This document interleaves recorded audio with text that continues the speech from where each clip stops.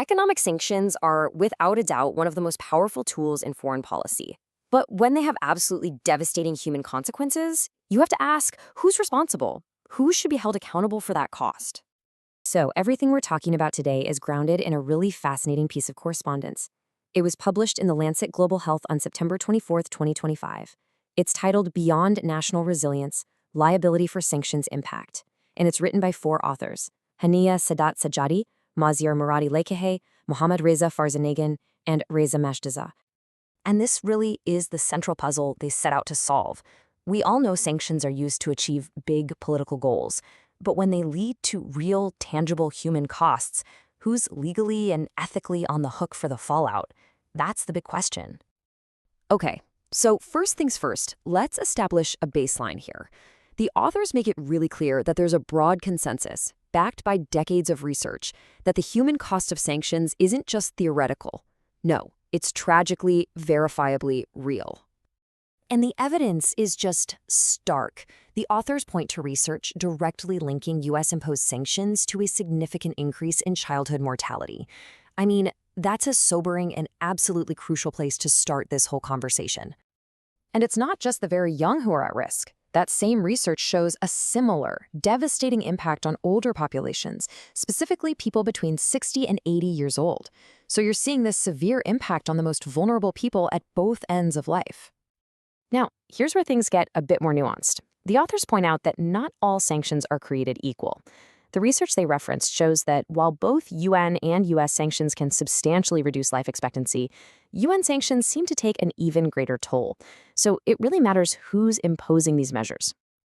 So if pretty much everyone agrees there's a serious problem, what's the solution people usually talk about? Well, this is where the authors argue that the most common recommendation completely misses the point. Right, so the conventional wisdom you hear in policy circles is that the responsibility falls on the sanctioned countries themselves. The advice is usually, hey, you guys need to implement domestic reforms. Things like progressive taxation or making your health systems more efficient to absorb the damage. But the authors point out 2 huge problems with this logic. First off, it's a convenient way to shift the focus away from the states that are imposing the sanctions in the first place. And second, think about it. How is a nation whose health system is already being weakened by those very sanctions supposed to suddenly pull off these massive, transformative reforms? It's just not realistic. And a direct quote from their correspondence just hits the nail on the head. They say that this argument isn't just impractical, it's an unjust way of shifting the burden onto the very people who are already suffering the most. And this brings us right to the heart of their legal argument. This isn't just about pointing fingers, it's about applying a really fundamental principle of international law. See, what the authors are arguing is that the problem isn't simply that sanctions cause harm. The real issue is that they often represent a fundamental legal failure, a violation of a core international principle. And that principle is called proportionality. Basically, what it means is that any action that infringes on human rights has to strike a reasonable balance between its intended goal and the harm it causes. In other words, the human cost can't be completely out of whack with the objective. And here's the bottom line. Their conclusion is that when sanctions cause widespread severe harm to civilians that is totally disproportionate to their stated political aims, the states imposing them aren't just creating unintended consequences. No, they are violating a core legal principle, and that makes them liable. Okay, so if that's the problem, what's the solution? The authors don't just critique the way things are, they actually propose a path forward, and it's all built around accountability. Look at this number, 0. According to the authors, that is exactly how many global systems are currently in place to actually monitor the health and human rights impacts of sanctions. Despite knowing all the risks, there are none, 0. So to fill that huge void, they call for a coordinated international response. And they're not talking about vague ideas here. They lay out a specific plan.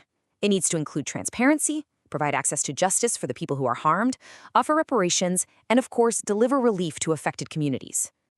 Now, to really understand the passion and the urgency behind this argument, the authors share something that grounds their academic work in their own personal history. It adds a whole other layer to this. This is an incredibly powerful detail. All 4 authors are originally from Iran. So for them, this isn't just some abstract academic topic. They have firsthand lived experience of what it's actually like to be on the receiving end of sanctions. And they're very specific about how it has affected them both personally and professionally. They talk about seeing shortages of medicine and equipment, watching health services get weaker, and in their own careers, they've dealt with restricted academic travel, roadblocks to collaborating internationally, and even had their research funding blocked. This just makes the consequences feel so much more real and tangible. Which brings us to the final and maybe most important question. If a system like the one they're proposing actually existed, a system to monitor the true human cost, how might that change the entire conversation around sanctions and how they're used as a tool of foreign policy? It's a really powerful thought to end on.